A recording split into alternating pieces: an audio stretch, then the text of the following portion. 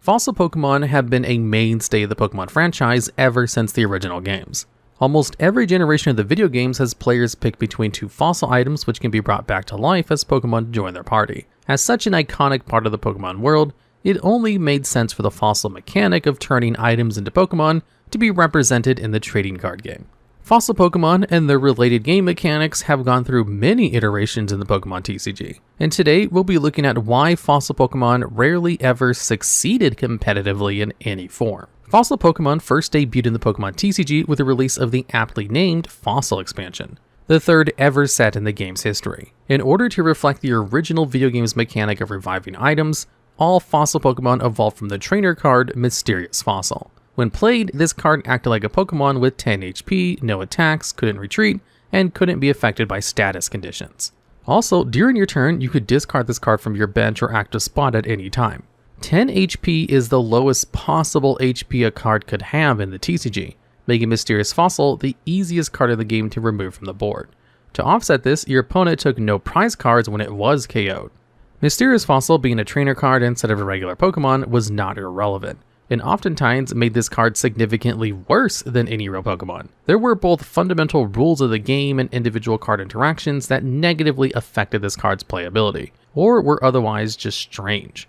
When setting up the game, players put basic Pokemon from their opening hand face down on the active spot in their bench before flipping them face up to start the game. Due to some rules weirdness, you actually could begin the game with Mysterious Fossil. But if Mysterious Fossil was the only playable Pokemon in your hand, you were actually able to mulligan as if you had no playable Pokemon. This weird mulligan rule could theoretically be abused, although it rarely happened in practice. The issue of fossil cards interacting poorly with other cards due to being items instead of regular Pokemon would plague these cards throughout the game's lifespan.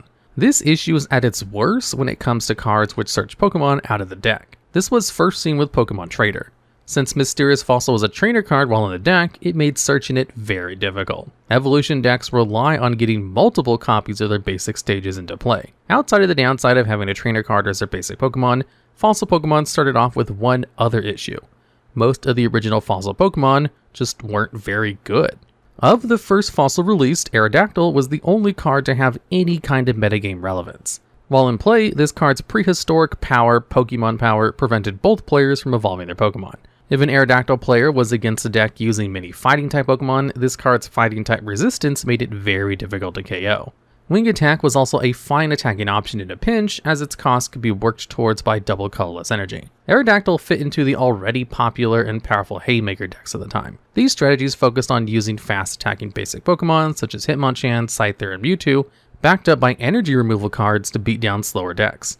Haymaker dominated the game's earliest metas due to being far more efficient, aggressive, and more resilient to destruction than evolution decks were. If a player's local metagame had many evolution strategies, including a few copies of Mysterious Fossil and Aerodactyl could trivialize matchups, like Rain Dance Blastoise for example. However, against other Haymaker decks, or other strategies built around basic Pokemon like Lickitung Stall, Aerodactyl was almost useless. Even against those evolution decks, the card should favorably match up into.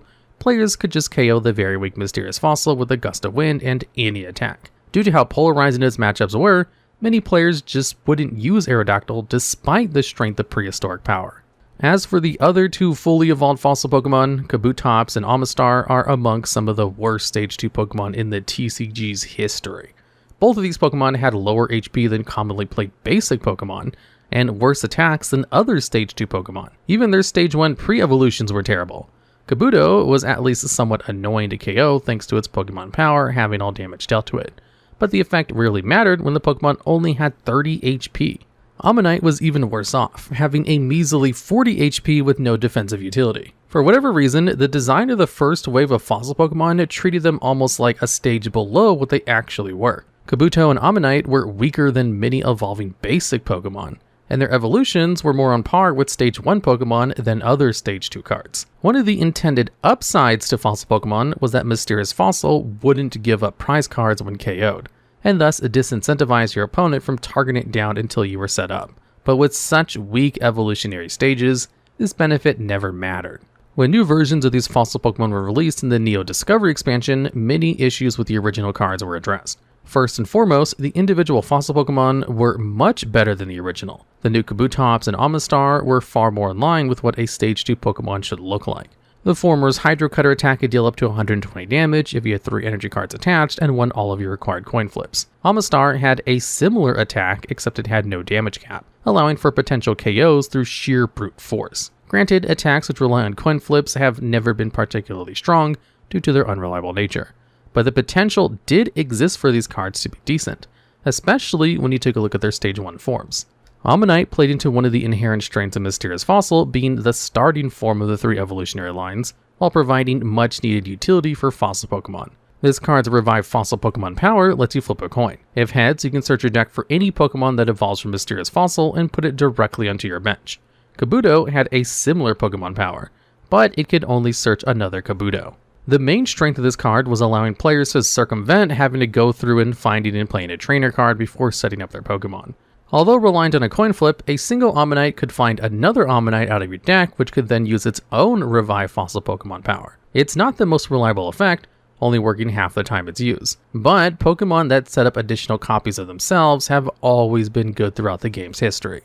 This card also helped boost the consistency of any deck trying to leverage multiple fossil Pokemon evolutions. Mysterious Fossil being the base form of so many evolutionary lines had always allowed players to play these different evolutions in the deck without having to play different basic Pokemon. But there wasn't much of a reason to, and it was generally inconsistent. Ammonite gave players a way to try and find whatever fossil evolution they needed from their deck, and it wasn't the only new card in this set to do so. Fossil Egg was a trainer card which lets you flip a coin. If heads, you put a Pokemon that evolves from Mysterious Fossil from your deck or hand directly into your bench. This card gave fossil Pokemon decks a much needed consistency tool. Unfortunately, the effect being restricted to a coin flip really limited just how good a fossil deck could be, and Fossil Egg only ever saw fringe competitive play as a means to set up Aerodactyl and Steelix decks to allow the latter Pokemon to use its basic stage Onix's Rage attack. In fact, during this era of the TCG, fossil Pokemon were just not played. The cards were just too reliant on coin flips to ever be competitively viable. Matters were also made worse by the fact that Mysterious Fossil, being a trainer card instead of the Pokemon, was a significant detriment during a time when Slowking Trainer Lock was dominating the competitive scene. This card did, however, mark the start of a trend for fossil Pokemon. Whenever a new fossil Pokemon released, there were always new trainer cards to help support the archetype. The next time the TCG released more fossil Pokemon was in the Skyridge expansion, the final set of the E-Reader block. Once again, these cards fell short of being competitively viable for a myriad of reasons. Firstly, the E-Reader block was intentionally much less powerful than other sets had been previously as a means of toning down power creep. This set shifted the game towards a slower pace with the introduction of supporter cards you could use once per turn, as well as toning down the strength of basic Pokemon to allow slower evolution decks to be more playable. In this new environment, fossil Pokemon received a new card meant to bolster the archetype. Buried Fossil is a bit of a weird card, but aimed to help alleviate some of the issues with fossil Pokemon. Firstly, it was a real basic Pokemon with 30 HP and a retreat cost of 1, meaning you could start the game with it in play and it didn't have any strange interactions with cards that cared about trainers. It also meant that cards like Pokemon Fan Club could finally search the basic stage of a fossil Pokemon.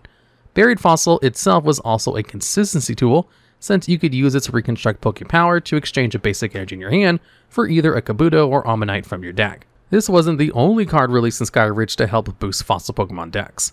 Underground Lake was a stadium card which lets you put a Kabuto or Ammonite from your discard pile directly onto your bench. This gave fossil Pokemon the ability to easily recover any KO'd Pokemon and help speed up into putting Stage 2 fossil Pokemon into play. Regrettably, these new Kabutops and Omnistars were just not very good. Even the new fancy Crystal-type Kabutops was unplayable, with overcosted attacks that had ridiculous energy costs. With the release of the Ruby and Sapphire games, 2 new fossil Pokemon evolution lines were introduced, ThePigThatCriedRii and Armaldo. These Pokemon received their first cards in the Sandstorm expansion, the second ever set of the Ruby and Sapphire block. Instead of evolving from Mysterious Fossil, these 2 cards used Root Fossil and Claw Fossil respectively. These 2 Pokemon being introduced to the TCG also marked the first time a Stage 2 fossil Pokemon was rogue viable, since ThePigThatCriedRii occasionally showed up in Ninjask Hit and Run decks as a utility Pokemon to switch into after using Quick Touch. When in the active spot, ThePigThatCriedRii's Super Suction Cups Pokebody prevented your opponent from retreating. Afterwards, Lure Poison could force any Pokemon of your choice into the active spot to slowly get chipped down by Poison and Spiral Drain. This card's previous stage was also arguably the best fossil Pokemon released up to this point. For 1 colorless energy, Lileep could use the Influence attack to put 2 of any combination of Ammonite, Kabuto, Aerodactyl, Lileep, or Anorith from your deck directly into your bench, acting as an amazing setup tool for any potential fossil strategy.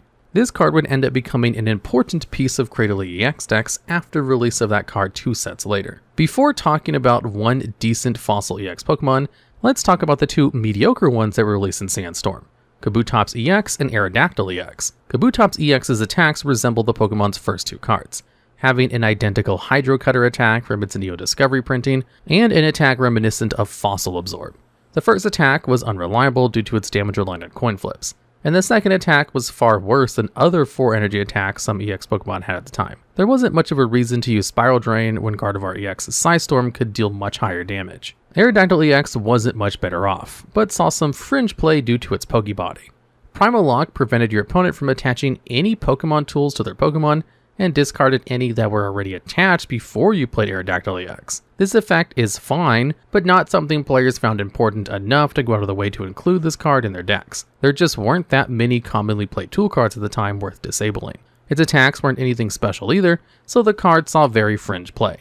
ThePigThatCriedRii EX was really the only fossil Pokemon EX to have been the cornerstone of its own rogue deck. If this card was in the active spot, the Primal Vibes Pokebody prevented your opponent from evolving their active Pokemon. For 2 colorless energy, Eerie Light dealt 30 damage and confused the defending Pokemon. Lastly, for 2 grass and 2 colorless energy, Acidic Poison dealt 60 damage and poisoned and burned the defending Pokemon. This card's attacks weren't the greatest, but Primal Vibes was a potent floodgate effect. If your opponent relied on evolution Pokemon as their attack, they'd have to set them up on the bench and bring them into the active spot, something that would cost them time and resources they might not have to spend if they could just evolve their active Pokemon. If your opponent already had a powerful evolution in the active spot when you set up your first ThePigThatCriedRii EX, you could just use Ancient Technical Machine Rock to devolve it and lock that card in your opponent's hand with Primal Vibes. It wasn't the most flashy strategy, but it was effective for a time, winning the 2004 Japan National Championship. Sadly, the strategy fell out of favor by the 2004 World Championship, in part to a poor matchup against some of the best decks.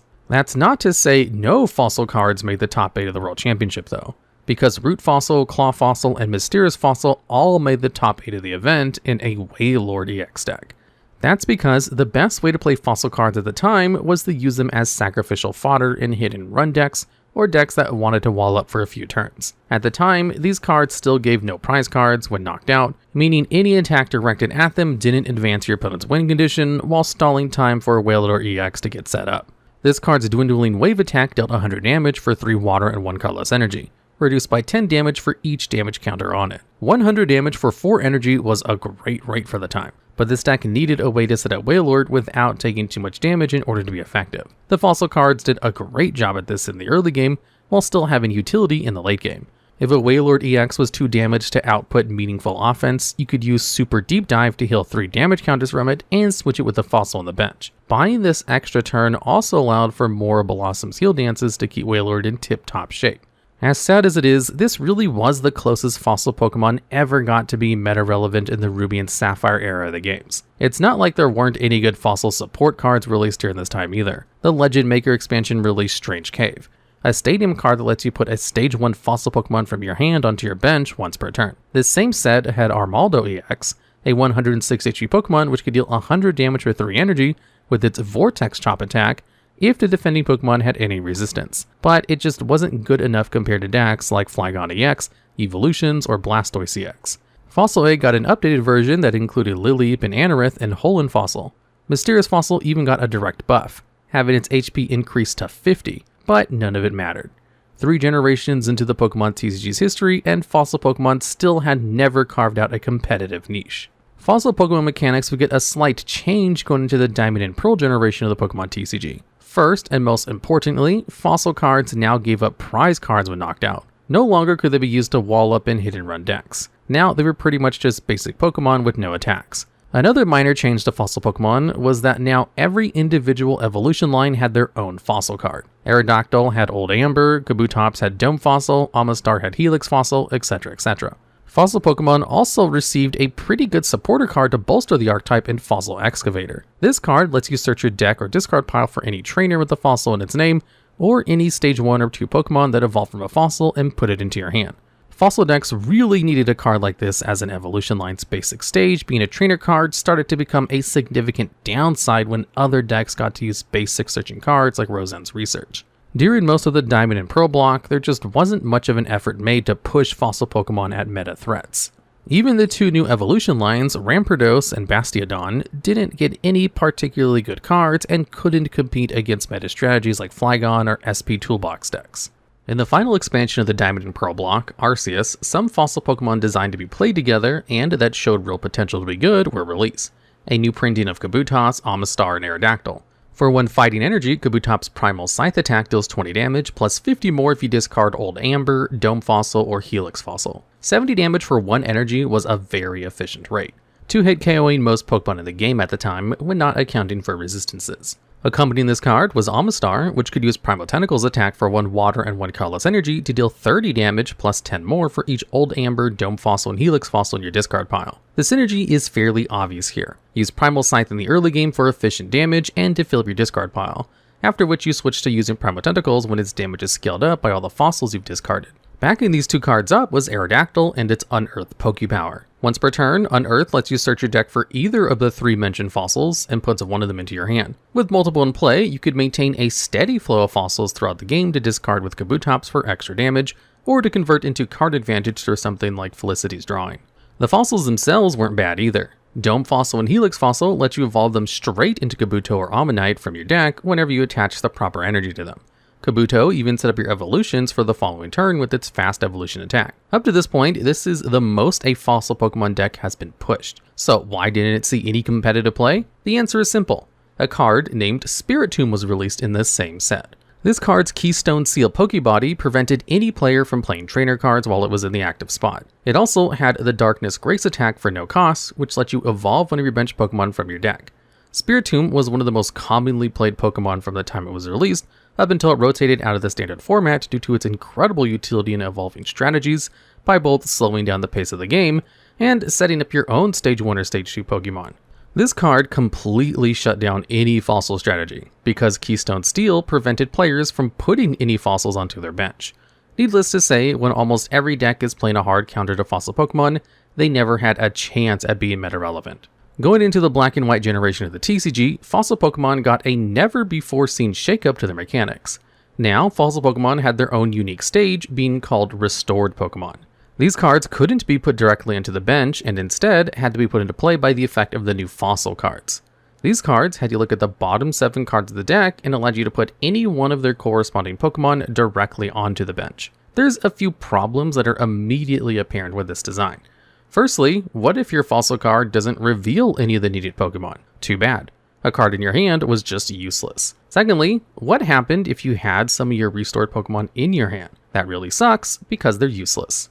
When restored Pokemon debuted in the Noble Victories expansion, there were no additional support cards to combat any of these issues, which was a shame because one of the new fossil Pokemon was actually very strong. Archeops was very similar to the original Aerodactyl, with its ancient power ability preventing any player from evolving. This card was never good in standard format due to how unreliable and bricky fossil Pokemon were, but it ended up being bannably powerful in the expanded format thanks to Maxie's hidden ball trick, putting it directly into play from your discard pile as early as the first turn. This soon after released Dark Explorers expansion released a new restored Pokemon in Aerodactyl and Twist Mountain, a stadium card that helps alleviate the issues of drawing your restored Pokemon. Once per turn, this card lets you put a restored Pokemon from your hand onto your bench, if you win a coin flip. Twist Mountain is not a good stadium card. Its main purpose is to help boost the consistency of an unreliable mechanic, but its effect only works half the time. It's a shame this card isn't good, because the Aerodactyl released alongside it has a powerful ability.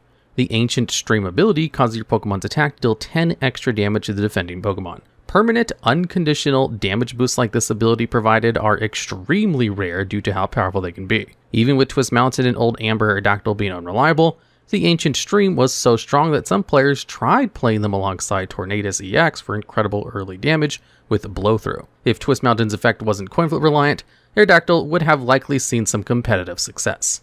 The Plasma Blast expansion once again tried to alleviate some of the issues with the restored mechanic. 3 new fossil Pokemon were released, each with the Prehistoric Call ability. If these Pokemon were in your discard pile, Prehistoric Call lets you put them onto the bottom of your deck, finally giving fossil Pokemon a way to guarantee their item cards won't miss.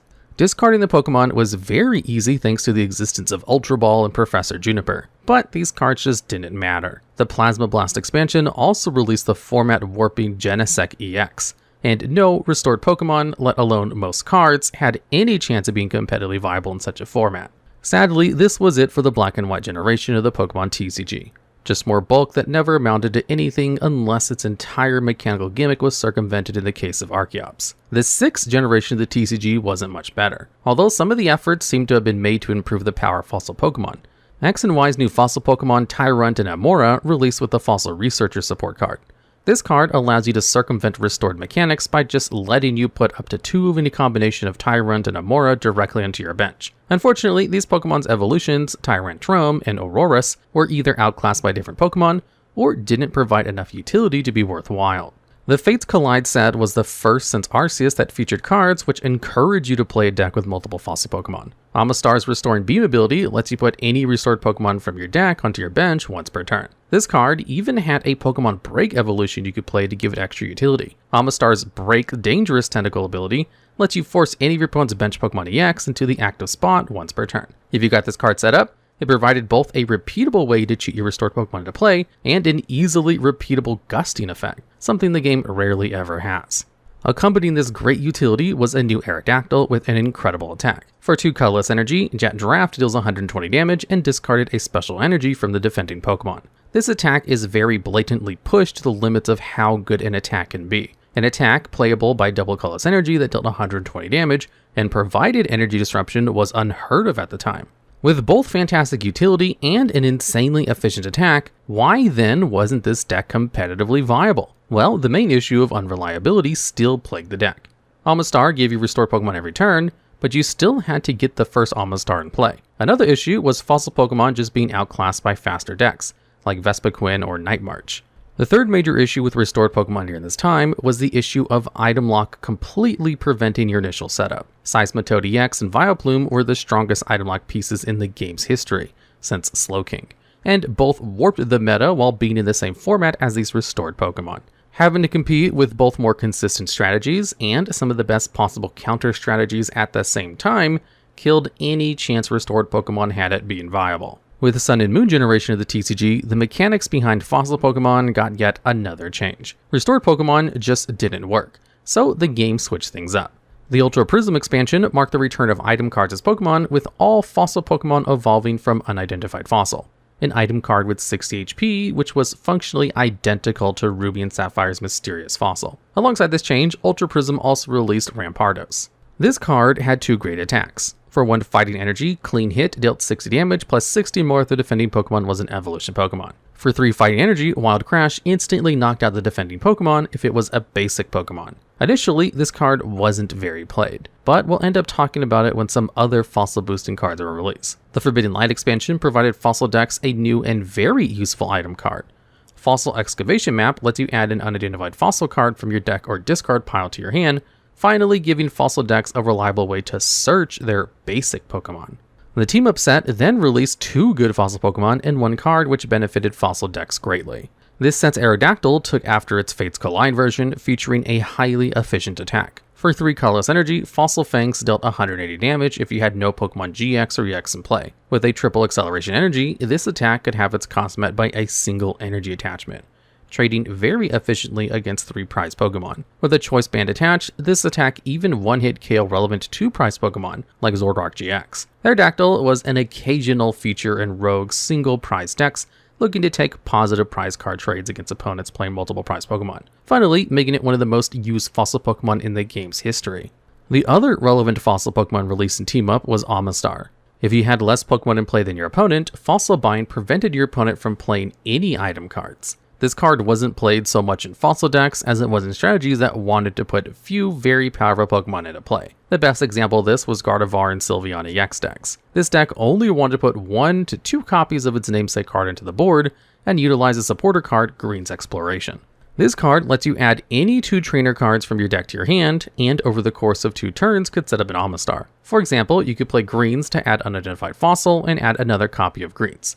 Then, on the follow-up turn, you could play the supporter and search out Rare Candy and Pokemon Communication to search Amistar. Any deck playing Green's Exploration could theoretically play this Pokemon for a somewhat reliable item lock, making it one of the more versatile fossil Pokemon. Accompanying these 2 cards in Team Up was Jirachi. Once per turn, if this card was in the active spot, you could use Stellar Wish to look at the top 5 cards of your deck and put any 1 trainer card you find there into your hand. With a Skateboard, Switch, and a few Jirachi, it was easy to use Stellar Wish multiple times per turn and grab whatever trainer cards you needed to set up. In the case of fossil decks, this meant anything from a necessary supporter card, any utility trainer cards, an unidentified fossil, or a very important Statum card that was released in the Unified Minds expansion. Pokemon Research Lab was the setup card Fossil Strategies had needed for years, and helped push Fossil Pokemon as its own strategy to tournament success. Once per turn, this lets you search your deck for any 2 Pokemon that evolved from Unidentified Fossil, put them onto your bench, and then your turn ends. Ending the turn may sound like an enormous downside, but on the first turn when you couldn't attack, it didn't matter. It also helped that during the Sun and Moon era, the player going first was allowed to play a supporter card on their first turn. A Fossil Pokemon's deck's first turn was almost entirely dedicated to finding Pokemon Research Lab, using as many Stellar Wishes as necessary plus a supporter card. At the end of the turn, this card would put whatever fossil Pokemon you needed to advance your game plan on top of whatever cards are drawn to set up for the next turn. Some fossil decks could even use Pokemon Research Lab for multiple turns before attacking. Of the various ways to play fossil decks at the time, the previously mentioned Rampardos was the most successful. Wild Crash lined up exceptionally well against the tag team-dominated 2019 Worlds format. These Pokemon were all basic Pokemon and gave up 3 prize cards, meaning all a Rampardos player had to do to win the game was use Wild Crash twice. There weren't any ways to accelerate fighting energy at the time, and Rampardos was likely to get KO'd with how strong tag team attacks were, so setting up Wild Crash wasn't the easiest. This is where the deck liked utilizing other fossil evolution lines. While in the active spot, Aerodactyl GX increases defending Pokemon's attack cost by 1 colorless, and this card could be put directly into play by Pokemon Research Lab. Against decks with no easy way to get the extra energy to play for their attacks, this card could give you an extra turn to set up Rampardos. Caracosta filled a similar niche, although a bit more specific. This card's Ancient Customs ability prevented the effects of all Pokemon Tool cards attached to opposing Pokemon. Against opposing Jirachi decks, disabling a Skateboard could potentially trap that Pokemon in the active spot, buying time. If your opponent's on a slow start, limiting your board presence to enable an Amistar item lock was also a valuable means of stifling their setup. There were even ways to help decrease the energy demands of Wild Crash. Karate Belt reduces Rampardos' attack cost by 1 fighting energy if behind on prize cards, something the deck frequently was due to requiring lots of setup. Speaking of setup, if you had 3 or more Stage 2 Pokemon in play, Super Boost Energy could single-handedly fulfill Wild Crash's attack cost. Make no mistake, this deck wasn't exactly meta, but it was good enough to see occasional tournament success, with German player Tobias Thessing bringing the strategy to a top 64 finish at the 2019 World Championship. For Fossil Pokemon as its own standalone archetype, the Sun and Moon era of the TCG was at its high point. In the Sword and Shield generation of the TCG, Fossil Pokemon unfortunately went back to being mostly pack filler. The new Fossil Pokemon from this generation were given their own unique card they evolved from in Rare Fossil, which was really just Unidentified Fossil with 10 more HP. The reason for this change was likely balance concerns. The new Fossil Pokemon were all Stage 1, and the game designers probably didn't want players to get multiple Arc results into play on their first turn. This card's Biting Whirlpool ability puts 2 damage counters on an opponent's Pokemon whenever they attach an energy card from their hand to it, and getting multiple copies of this ability into play in the first turn might have been problematic. Being unable to use the best fossil support cards made these cards just not worthwhile. It wasn't until the Silver Tempest set, one of the last in the Sword and Shield block, that Fossil Pokemon received both some kind of support or playable card. Amistar V's Primal Guidance attack costs 1 less colorless energy, and lets you put any 2 Pokemon that evolve from a fossil card onto your bench. Although reminiscent of Pokemon Research Lab, this effect requiring both an energy to use, and more importantly, being tied to a 2-prize Pokemon that provided no other utility, just made it pretty bad. As for the good fossil Pokemon, Silver Tempest introduced yet another Archeops with a fantastic ability. Once per turn, Primal Turbo lets you attach any 2 special energy cards from your deck to one of your Pokemon. Primal Turbo is one of the best abilities in the game's history and is very clearly broken. This card was made as powerful as it was, specifically to be played alongside Lugia V-Star, which was released alongside it. Lugia V-Star's once per game V-Star power lets you put any 2 colorless Pokemon without a rule box from your discard pile into the bench. These 2 cards were designed from the ground up to be a meta strategy. Lugia cheats multiple Archeops into play, and Primal Turbo gives you an unmatched amount of special energy to do whatever you want with. Ever since the release of Silver Tempest, this deck has been a staple of the competitive metagame. Headed into the Scarlet and Violet generation of the TCG, the fossil mechanic received yet another change. Once again, each fossil evolution line is getting back to their own unique item, each with a unique ability. The fossil Pokemon released so far have once again held the role of pack filler, but this may change with future releases. The Scarlet and Violet block isn't ending anytime soon, so it's still possible this generation will feature some good new fossil Pokemon. Fossil Pokemon are a strange failed mechanic. There's been a lot of iterations of exactly how they've worked throughout the years, and none of them are necessarily bad, outside of Restored Pokemon. Restored Pokemon is genuinely one of the worst mechanics the Pokemon TCG has ever had, and there are many good reasons why this mechanic was retired. That's not to say fossil Pokemon evolving from items is completely without downsides. From a flavor perspective, this mechanic is a home run. Having to evolve your Kabutops or Rampardos from an item card captures the process of getting a fossil Pokemon in the video games perfectly. From a gameplay perspective, there are many issues. The issue that has often most plagued fossil Pokemon is the inability to search your first stage with standard consistency options. Historically, good setup cards like Nest Ball, Level Ball, or Roseanne's Research straight up don't work with fossil cards. If the Pokemon Company ever wanted a fossil deck to be good in the modern age of the TCG, Step 1 would be giving the deck some equivalent to Buddy Buddy Poffin that works with just fossils, or bring back Pokemon Research Lab. These cards would help bridge the gap in consistency between a fossil Pokemon and other Pokemon. As is, fossil Pokemon take more effort than regular Pokemon to set up without any real reward for doing so. That's the other main issue with fossil Pokemon. The individual cards associated with each evolution line just often aren't good. This isn't necessarily a bad thing. Not every card is meant to be competitive. The most recently released ThePigThatCriedRii is a great example of this. In a casual setting, this card helps enable a deck built around stacking status conditions to deal massive damage, but the deck can't compete against a more optimized meta. For any fossil deck to be competitively viable, it would need a card pushed and designed specifically to be viable. If the Pokemon Company wanted there to be a meta-relevant fossil deck, they'd print a powerful new Pokemon EX that somehow cares about fossil cards. Maybe could cheat out a Karakosta or Kabutops to leverage their abilities, or maybe could let you move energy around your fossil Pokemon to have any card on your field be a possible attacker to adjust to any situation. The options are almost endless. The question is whether developers of the game want to actually pursue them.